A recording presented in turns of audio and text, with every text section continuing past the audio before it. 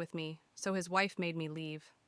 Later, she discovered that a love rekindled. When my son Alex moved back in with me, it was a bittersweet moment. On one hand, I was glad to have him close again, but on the other, I knew it meant his marriage to Lisa was struggling. Alex had always been a devoted husband, and seeing him so defeated broke my heart. Our small, humble home became his sanctuary. We spent our evenings cooking together, reminiscing about his childhood, and trying to piece together what had gone wrong in his marriage. Lisa, however, saw things differently. From her perspective, Alex moving back in with me was a sign of abandonment. She felt isolated and believed that my presence was a barrier to their reconciliation. Her frustration grew with each passing day, and eventually, she made a decision that would change all our lives. One rainy afternoon, Lisa arrived at my doorstep, her eyes red from crying. She looked at me with a mix of desperation and determination. "I need you to leave," she said bluntly. "If you're not here, maybe Alex will come back and we can fix this." Her words stung, but I saw the pain behind them. She was fighting for her marriage in the only way she knew how. Reluctantly, I agreed. I packed a small suitcase and moved in with a friend in a neighboring town, hoping that my absence would indeed help them find their way back to each other. The days that followed were agonizing. I missed my son and worried constantly about how they were coping. Alex called me every evening, his voice tinged with guilt and sadness. "I'm so sorry, Mom," he would say. "I never wanted this to happen."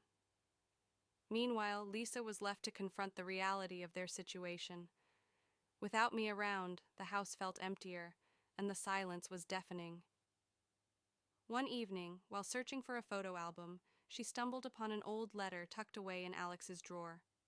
It was a letter he had written to her during their courtship, filled with promises of love, dreams of a shared future, and a vow to always be by her side. Reading that letter brought back a flood of memories. She remembered the early days of their relationship when everything seemed possible. It made her realize how far they had drifted from those promises and how much they both had changed. Determined to fight for their love, Lisa approached Alex with the letter in hand. "Do you remember writing this?" she asked, tears streaming down her face. Alex took the letter, his eyes scanning the familiar words. He nodded, his own emotions bubbling to the surface. "I meant every word," he said softly. Lisa took a deep breath. "We need help, Alex. We can't do this alone." Alex agreed, and they decided to seek couples therapy. The sessions were tough. They had to confront their fears, insecurities, and the unresolved issues that had been festering for years. There were moments of anger, tears, and breakthroughs.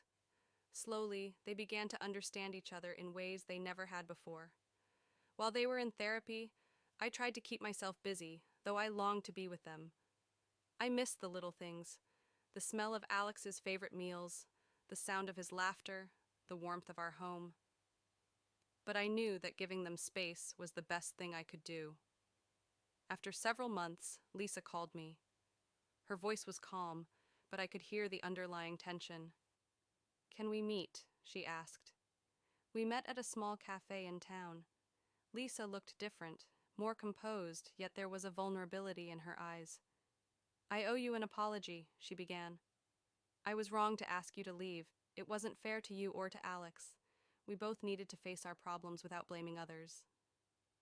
I reached across the table and took her hand. "I understand, Lisa. You were doing what you thought was best. How are things now?" She smiled, a genuine, hopeful smile. "We're working through it. Therapy has helped a lot, and we've realized how important family is. We want you to come back home." Tears welled up in my eyes as I nodded. "I'd love that." Returning home was a joyous occasion. Alex and Lisa had made significant progress in their relationship, and there was a newfound warmth and understanding between them. We spent our evenings together, sharing meals, laughing, and rebuilding the bond that had been strained. As the months passed, their relationship continued to strengthen. They learned to communicate more openly, to support each other, and to cherish the love they had almost lost. They often spoke about the importance of family and how the trials they faced had ultimately brought them closer. One evening, as we sat together on the porch, Alex turned to me and said, "Mom, thank you for everything.